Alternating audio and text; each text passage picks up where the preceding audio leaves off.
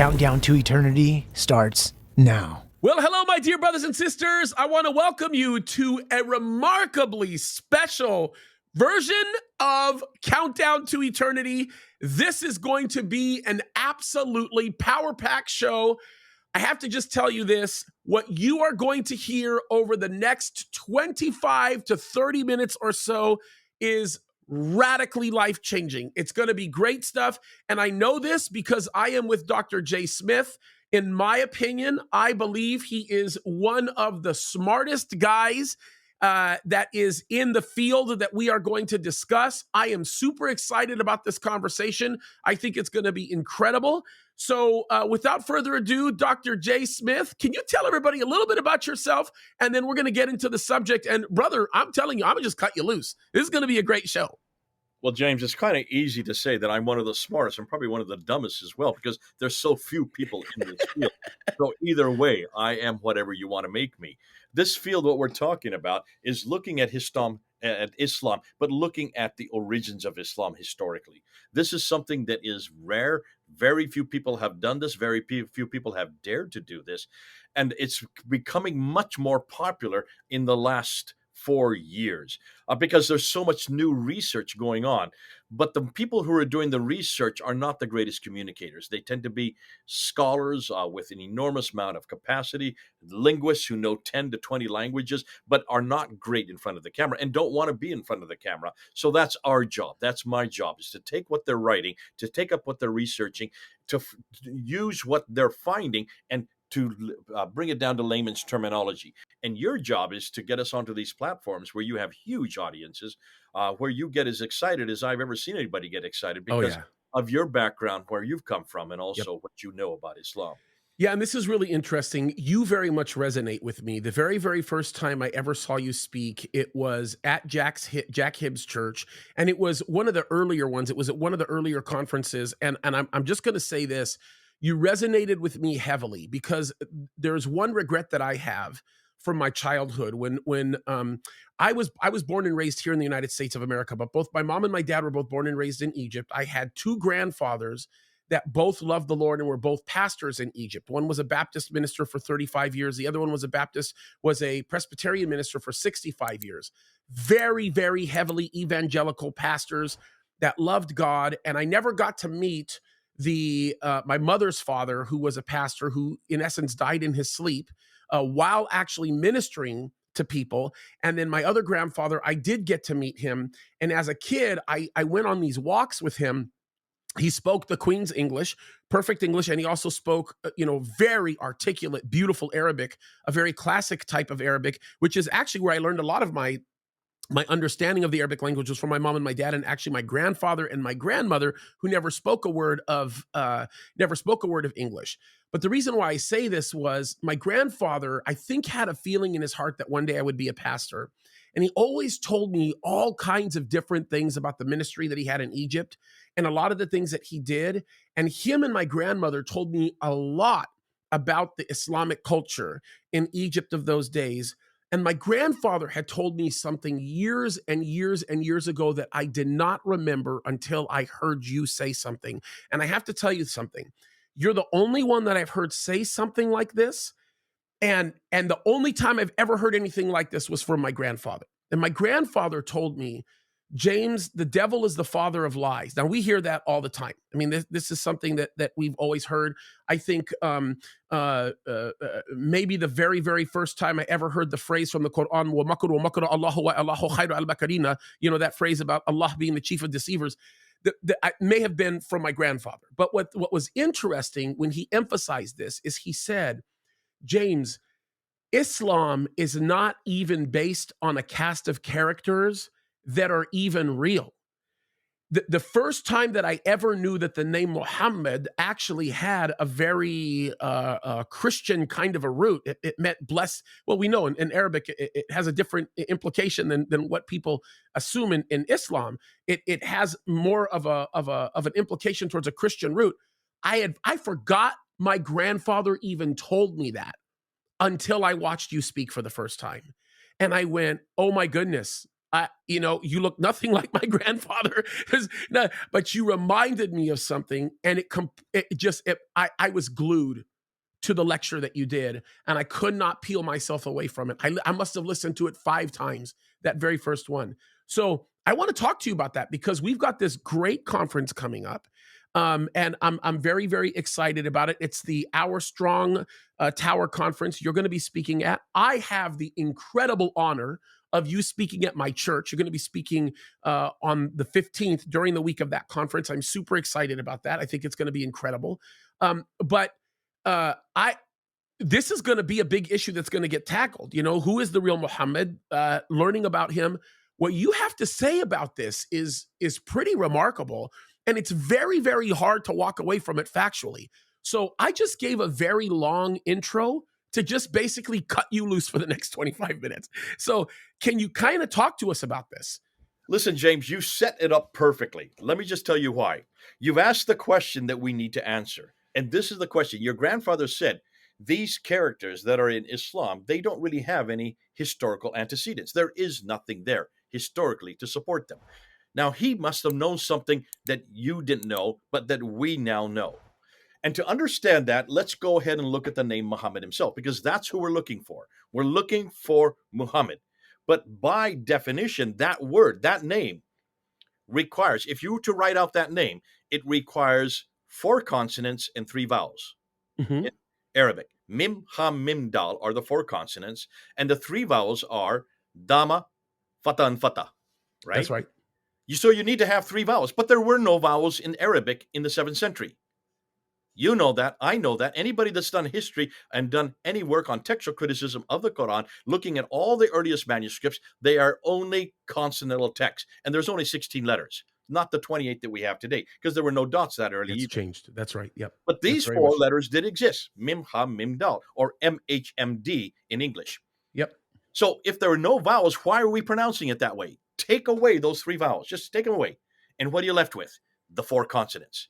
Yeah. MHMD. How do you pronounce MHMD in English? Well, you'd say Mohammed, and that's what we would say. It's a slightly different in Arabic. Yeah, Mohammed, which is a very different. By the way, it's interesting when you don't have the vowels. It also becomes very subjective to us, at least in our language. It's the same way in Hebrew, by the way. It's very subjective. This is not subjective. Yep. Ash MD or Mimha Mindal is all over the Middle East. Yeah, that's right. I was going to go. Yeah. A well-known word. Yeah. It's all over our Bible. That's right. That's right. Stop and think. Who is the Muhammad in the Old Testament? 11 times in Hebrew. It's the same 4 letters in Hebrew that you have in Arabic, that you have in Syriac, that you have in Aramaic, in Nabatean Aramaic. It's all the same letters because they all borrow the same letters. And when we say that, it speaks of the worthiness of praise, the worthiness of being honored and blessed. That's right. The praised one. Yeah. It's not a name. It's a That's title. right. That's right. The worthy. It was created by the Ugarites back in 1400 BC. It's in our Old Testament, Song of Solomon 5:16. Look and see. There is Solomon referring to altogether lovely. Muhammad. It's there in Hebrew. Yep. Muhammad is there in 1000 BC. So you can see why it's not a surprise for the Jews. Who is the Muhammad? Well, the Muhammad was always known as the Anointed One. Yep. Who is the Anointed One? The Messiah, the one who is yet to come. Mm-hmm.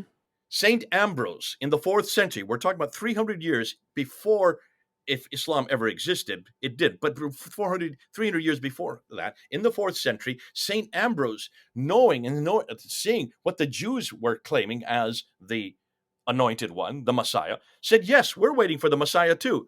But you Jews are waiting for the Messiah to come. We are waiting for him to come back. And his name is Jesus Christ. So the Muhammad from the 4th century on in Aramaic and also then in Arabic, which came out of Aramaic, was always looking for the Muhammad to come. The Muhammad would be the Messiah. Yeah. Who? Jesus Christ. Yeah. So by the 7th century, and here's where it gets exciting, just look at the coins. Look at the coins in the 7th century, and specifically look at Muawiyah's coin. Muawiyah has a coin that he comes out with in 663. He is now the first caliph. He is the one that starts the Umayyad Caliphate. And he's up there in Damascus. What's he doing in Damascus? Why isn't he, if he's a Muslim, why isn't he way down in Mecca, Medina? Because there is no Mecca. There is nothing called Muslim. There are no people called Muslims. There is no Islam that early, not in 663. Now remember, every Muslim listening to me is going to shake his head and say, this man doesn't know what he's talking about, because Muhammad died in 632.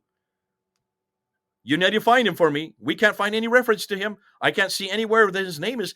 And remember, don't look for Muhammad now. Don't look for Muhammad with 3 vowels. Look for Muhammad and show me anybody that was called Muhammad that far south. None exist. But there are plenty of Muhammads all over the place. They're on the coins. They're on the inscriptions. And Muawiyah refers to it. He has an amazing coin that's a square, and he has his image on the coin, and he has a cross above his head. He's holding a cross in his hand. He's holding another cross in his hand. How could he be a Muslim if he's holding a cross and he has a cross on his head? Yeah, that's It's a great. It's absolutely. He's a Trinitarian Christian. Yep. Has always been. If you have any doubt, look at the inscription on the Dam of Taif. There he is, and it's written in Greek. You don't write it in Greek if you're a Muslim. You write it in Greek if you're a Christian. That's right. And he refers to himself. His name is Muawiyah in Greek. The leader of the believers. What believers? Look in the upper left-hand corner, and you'll see a cross there. You could only be a Christian if you have a cross to identify yourself. So here he has this coin, 3 crosses on the front. On the back side of the coin is the letter M, which means 40. That's what it's worth. And below it is Mim Ha Mim Dal. There's the 4 letters we're looking for. The Muhammad, Yep. Jesus Christ, on the backside of the coin. And that's 663. This is a good 30 years after Muhammad would have died, if he even existed. All of the Umayyad caliphs, the Umayyad caliphs up until 680, because he was in power from 660 to 680. He was a Christian. He was living in Damascus. Then comes Abdul Malik. Abdul Malik is still a Christian, but Abdul Malik is an anti-Trinitarian Christian. Yeah. He does not believe in the Trinity. He's an Arian. Now listen, that's nothing surprising to us. We've had Arians from the time of Arian himself in the 4th century. We still have Arians today. The Jehovah's Witnesses are Arians. Anybody who does believe that Jesus is great, but that he is not God. And so he was against the belief of God, as Jesus as God and the Trinity. So he builds the great Dome of the Rock right there in Jerusalem. You got it right behind you. I can see it behind on you over to your left. That's the modern dome. That was built in 1876. That dome did not exist in the 7th century. The only thing that exists that's original from in that dome are the 2 inner ambulatories. Those 2 circular ambulatories, 8-sided shape. Look at the ambulatories. There's inscriptions all around it, and they are all attacking Jesus Christ. Say not 3, for God is one and he has no son. That's now found in the Quran in chapter 4, verse 171. That's attacking the divinity of Jesus, is attacking the Trinity, and is attacking his sonship. God does not begetteth, nor is he begotten. That's now found in the Quran in chapter 112. And then it says, La ilaha illallah, Muhammadur Rasulullah. There is only one God but God, and the praised one, the Muhammad, the praised one is nothing more than a messenger of God. Bingo! This is not Muhammad, it's Jesus Christ, because all the other inscriptions are against Jesus. The whole thing shows that this is an attack, an anti-Trinitarian attack against Byzantine Christianity or Trinitarianism. By the way, this is kind of a funny thing. 2 points to the Muhammad issue.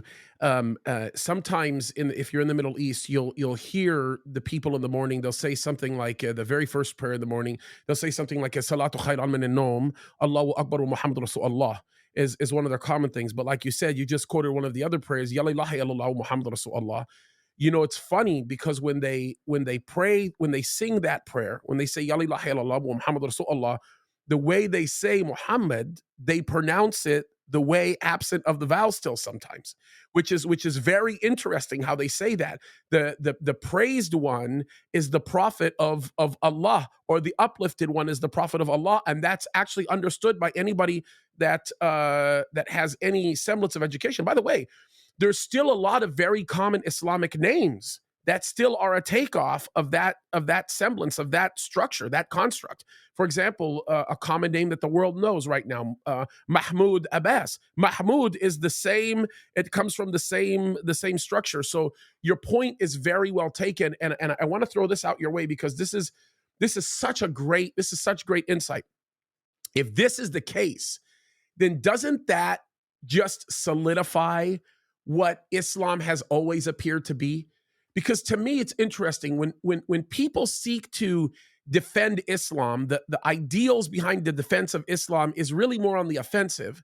And the offensive seems to be premised in an idea of the fallacies of Christianity, and it would almost appear as though the Muslims have such a stronger or better understanding of certain points of Christianity because the very premise of their own religion is fundamentally based on a series of lies that were twisted from the original foundation of the scriptures. Is that a wrong premise to carry? Because that's kind of the way I look at it. It seems to be that this is why so many Muslims don't spend any time on for example, the very foundations of the very things that they hold sacred, and spend all of their time attacking Christianity, or at least pointing out the flaws in Christianity. It seems as though it's just based on this big, tequila. It's the same thing. It's like a big lie that they're premising on. And if what you're saying is true, which is 100% true, it is such a rock solid argument, then that means that the creation of Islam is in essence another lie of the enemy to pervert the very truth of the word of God. Islam shouldn't even be called a world religion. It should be called a cult of Christianity, shouldn't it? I mean, that's my thought. Heresy. It's a Christian heresy. Yeah. Now, stop and think. Who wrote that book called The Christian Heresy? John of Damascus. Oh, yeah. I'm so slow. Right there in the court of Abdul Malik. He was there in Damascus. That's right. He was there serving under Abdul Malik when he built the Dome of the Rock. Who do you think saw this as it was happening? Yeah. Who was right there? His father was in the courts of Muawiyah.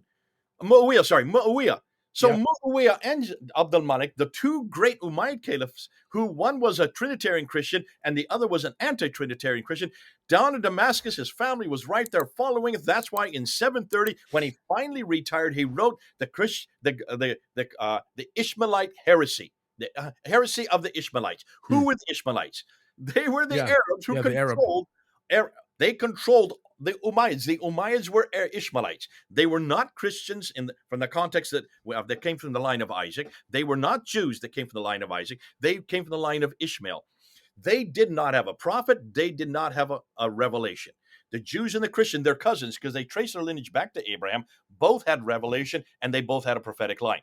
The Ishmaelites had neither. But now they controlled all this swath of land from Spain in the west all the way to India in the east, from Turkey in the north all the way to Yemen in the south. They were the second biggest power of the day.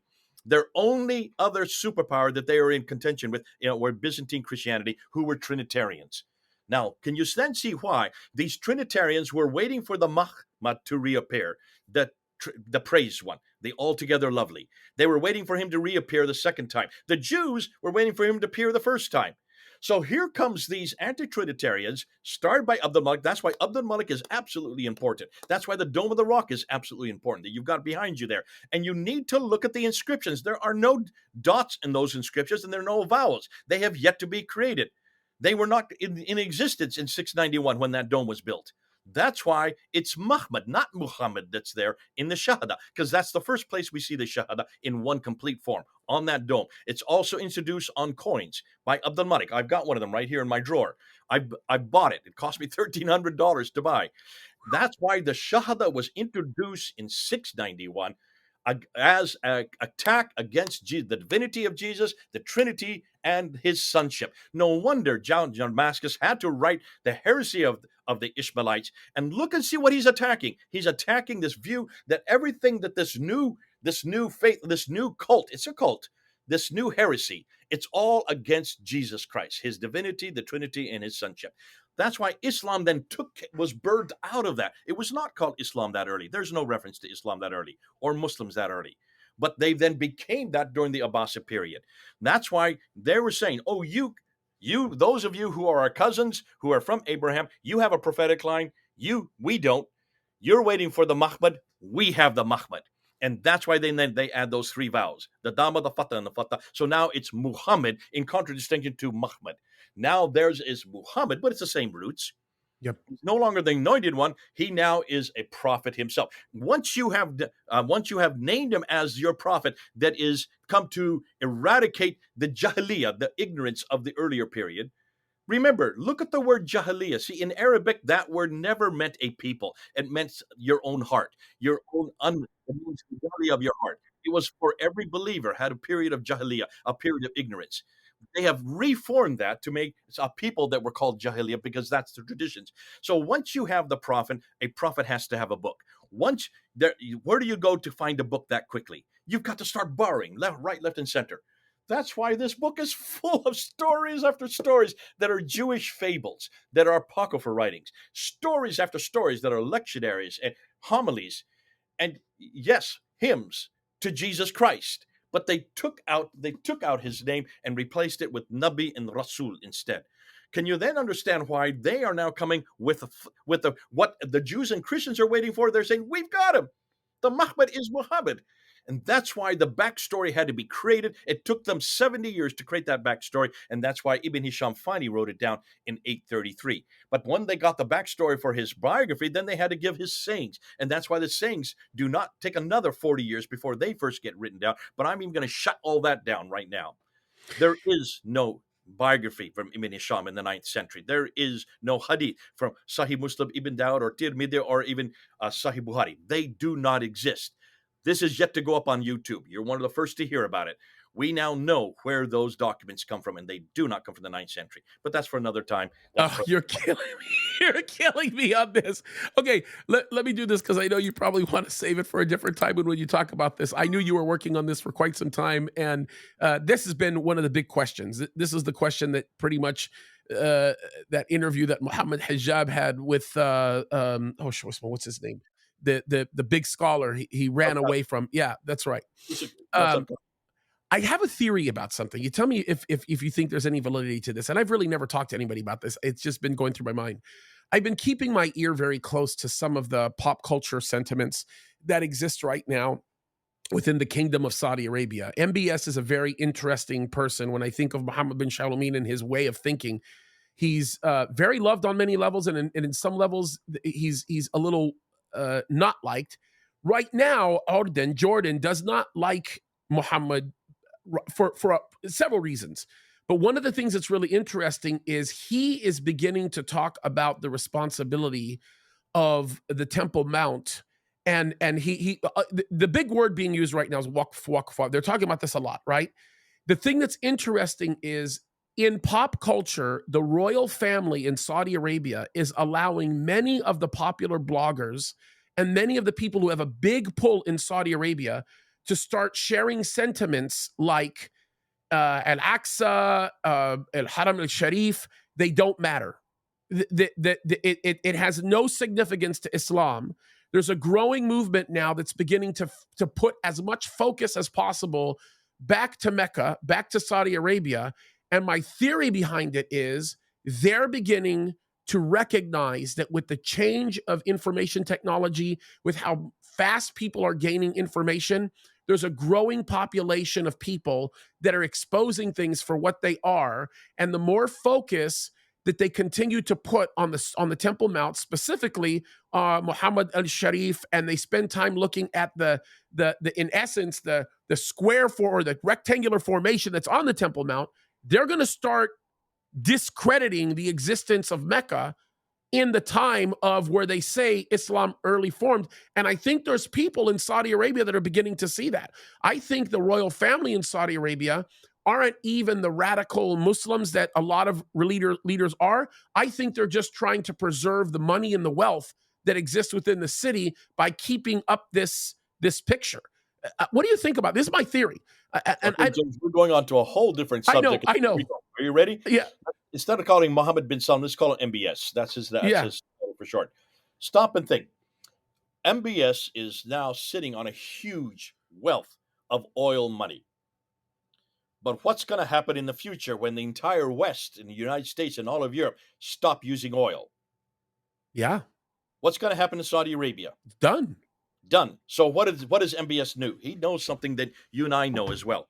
And that is, in order for him to survive, in order for the Middle East to survive, in order for all these oil-rich countries to survive, they've got to diversify. So what are they doing? You can see it. It's happening right now. They now control world boxing. They've now taken over. You go start with the entertainment industry. They Yep. now control world boxing. So all the major matches are now happening in either Riyadh or Jeddah. They're now taking over golf. They confronted PGA and they now controlled world golf. So all the major money that goes into in almost every one of these major golf tournaments are coming from Saudi Arabia. They're now taking over Formula One. They're now the biggest tracks and the newest tracks are in Qatar and Bahrain, and they're in Jeddah, and they're going to be in Riyadh. So they're going to be pretty much controlling Formula One. The only thing that's left is now world football, which you call soccer. Yeah. You notice they're bringing in all the best players. Yep. Cristiano Ronaldo, Neymar, $330 million. Why are they doing this? Because they have to diversify. And the best place to diversify, to start making money for yourself, is in the entertainment industry. But not just there. They're also building 4 enormous universities, 3 of them, one in Riyadh, 2 of them outside of Riyadh, and 1 in Jeddah. These are they're putting so much money into them, they're going to be able to compete by getting all the best professors in the world, so they can compete with Cambridge and Oxford and Yale and Harvard. Now, the other thing they're doing is they're creating the NEOM project, NEOM, which is starting from Aqaba all the way to Tabuk, that 100-mile line that's going to have all these pods with all the best researchers in the world. And they're bringing them, and they're going to have all the research there in Saudi Arabia. So all the newest technology, all the newest education, and all the best entertainment will be in Saudi Arabia. That's why they are diversifying. Now, stop and think. In order to do that, they have loads of money themselves, but you need an awful lot of investment. Yep. Who are the best people to invest? Well, the richest people in the West are Jews. Yep. You've got to go to the Jews. You've got to go to the Hollywood celebrities that control Hollywood. You need to go to the bankers that control most of our banking. You need to go to all the institutions in America that are mostly run by Jews. But in order to go to the Jews, you need to go to Israel. Yep. Bingo. Yep. That's why the Abrahamic Accords were a coup by Kushner. When he introduced the Abrahamic Accords, everybody wanted to be part of the Abrahamic Accord, because they knew in order to get all this money from the West, in order to have all that they need to go to Israel, because Israel, if you don't go through Israel, you're not going to get the money. You're not going to get the investment. Now do you understand why October 7th had to happen? Because if you have the Abrahamic Accords, no one's paying attention to the Palestinians. That's right. That's who right. only make up 2 million people. That's right. 2 million people out of 230 million. They just make up a small little sliver. But they did the one thing that you're not to do. Remember, all of these countries are Sunni. The other country that's not Sunni is Iran. And what did Hamas do? They went to Iran. Yep. And they got all their finances from Iran. You do not go to the Shiites, not if you're Sunni. If you want to keep the backing from the Sunnis, you do not go and become a traitor to your own cause. So for 2 reasons, not only because of the fact that they're a pain in the side of anybody that's in the Middle East, they are going to destroy their future if Hamas does win. Secondly, because of the fact that they're going to traitor themselves to Iran, the Shiites. That's why, notice, they haven't said much about this war that's going on right now. They've stayed back. Right. There have not been any official broadcast condemning it, nor have there been any demonstrations on the streets. All the demonstrations that are pro-Hamas are here in the United States. That's right. And in Europe and in Britain. Why are they here and not in Saudi Arabia or in Bahrain or in Qatar or in Egypt? Why is it they have not taken one Palestinian? They've not brought one Palestinian into Egypt or into Saudi Arabia, which are right next door, and they speak the same language. Because of the fact they're really hoping that Israel will win, because it is their future that is in doubt. That's why MBS, in order to do that, he's going to ameliorate and eradicate all that stands in his way. And the biggest thing that stands in his way is radical Islam. Yeah, and I will tell you this, just, you talk about Qatar or Bahrain or some of these other areas. I make myself very, very clear here. This has always been known. Those of us that know anything about the Middle East understand that Hamas has always been hated by many of the people in the Middle East, because they are part of Islamic Brotherhood. Islamic Brotherhood has always been the tie for some of these insane globalists to twist and manipulate a position in a world that they don't understand. And I think it's even more ironic, because I'm a Bible prophecy guy. I love Bible prophecy. When you think about Ezekiel that tells us about this attack that's going to come on Israel from the north, isn't it ironic that the nation that will object to the attack that happens in the future is actually Saudi Arabia? Saudi Arabia actually says, we object to this. So it's such an interesting picture. I got to interview the brother of Bibi Netanyahu, Dr. Ido Netanyahu. It was a great time that we talked, and he says the same thing. He says the growing sentiment in the Arab world, in the Middle East, is it working with Israel is our ticket to the kind of growth that we need to see to be able to do it. And by the way, MBS made it very clear. He's shooting for the G7. That's what he wants. He's done with the G20. He wants to be in that more elite group. And to think about the kind of things that are happening right now with the meetings that he's having with Japan and some of the things that's happening, you're 100,000% on the money on this. James, you can see then why MBS has to juggle two contradictions simultaneously. Yeah. 2 years ago, he had an interview and it was a planned interview for the largest chain, the largest television there. And I did a whole series of 3 different episodes on it. And in the interview, the first question that came up is, listen, if you're doing all this modernization, you're creating the NEOM project, you're going to start bringing in Westerners from all over the world to be teaching our universities. You're going to have all these entertainment, these sportsmen who are coming with golf and all these other things. What are you going to do with the traditions? What are you going to do with all these references in the Hadith and the Seder that go against everything that you're doing, that go against all this Westernization? What are you going to do that? His response was this. He said, and he referred to Wahab himself. He referred to Ibn Wahab. He said, Wahab would be rolling in his grave if he sees what these Muslims are doing with his own traditions. He says, the constitution of Saudi Arabia will be only one thing. It will be the Quran and only the Quran. Wow. We will not go to the Hadith anymore. We will not go to the Sirah and the Tafsir and the Taqri. We will only go to the Quran. It will basically, he was saying, I'm a Quran only man. He did that 2 years ago. Wow. Now, that nobody picked up on. I picked up on it, and I got Al-Fadi to talk about it, and even Al-Fadi didn't want to talk about it because he has family still there. And I said, this is hugely important. We got to watch what he's doing. MBS is basically saying, get rid of the traditions. They are in the way. They are what keeping us back in the 7th century. I have to get that interview. The 9th century. Was it done in Arabic, by the way? It's all in English. You can see it all in English. Oh, I got to see this. I'll get that link. Okay, I'm sorry. Go ahead. That's fascinating. But this happened 2 years, maybe in 3 years by now. So this I've been watching for the last 3 years. And I said, MBS realizes that he's got 2 opposing forces. And the only solution for him is to go back to the Quran. And I'm just clapping and say, please go to the Quran. That's right. That's right. Make my job a lot easier because there's so much ammo there in the Quran that's going to shut you down. That's going to make you absolutely irrelevant for the 21st century.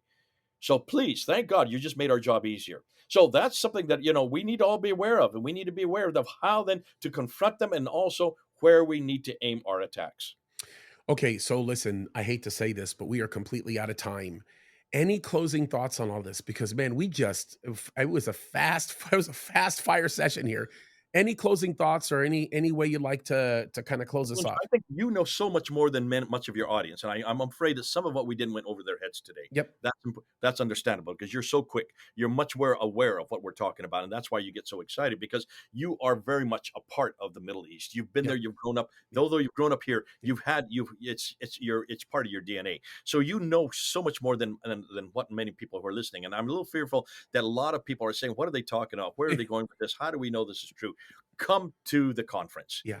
Come to the conference. It's on the 13th to the 15th. It's right there in California. We're not going to give you the venue. You have to register. We have to be very careful that we keep the venue secret because there's too many of us that the Muslims would like to kill. Yeah. We have death threats on our head. So we are being very careful. It is secure. But there is, listen, and you're going to put up we will put up the graphic. That's right. Registered. We want people to register. Now, if you put my name, Smith, SMITH 2024, if you put that in the registration, you only pay $24. If you don't put that in the registration, you have to pay $80 to come. So with my name, SMITH 2024, you will get the $24 special fee that we are. And I should probably just say this. Maybe I shouldn't take the liberty to say this, but the $24 that you're paying doesn't even cover the food we're giving you. You're getting 2 meals out of that. Oh, here go the balloons. Look at the balloons. They want to come too. So you're going to get from that 2 different meals. The rest you have to do on your own. But it's over the 13th, 14th, and 15th. So we're going to be doing 3 days of lots and lots and lots of workshops and plenaries and panel discussions. It's great, and I'm going to be there. I have the honor of being a part of the panel discussions. I'll be moderating, so there's not a lot that I'll be interjecting. But I will be there, and I'm just looking forward to hearing all these guys. We got some brilliant people coming out, and I'm very much excited and looking forward to it. Great evangelists coming out. The story of George is a pretty powerful one.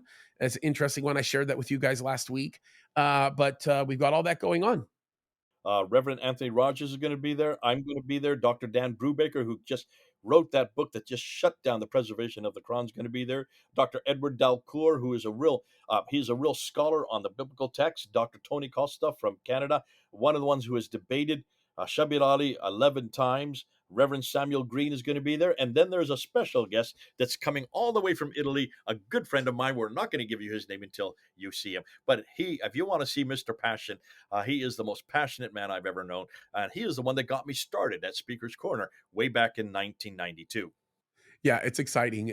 And somebody asked me the other day, they said, why did he put special guests? I said, because he didn't know who was coming. I said, no, you don't understand the Islamic world. We just can't announce a bunch of things all at once, but it's exciting to see. It's going to be such a great time. And I really hope that people will come. I think we're going to be a packed house. If you're not in the area, you can get it online.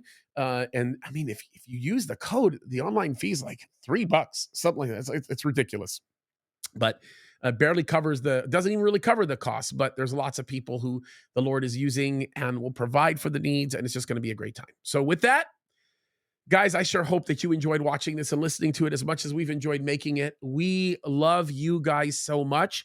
And on behalf of the great Dr. J. Smith, this is James Kaddis. Thank you for joining us for another episode of Countdown to Eternity. Look up. Christ could come at any moment, you guys. God bless you.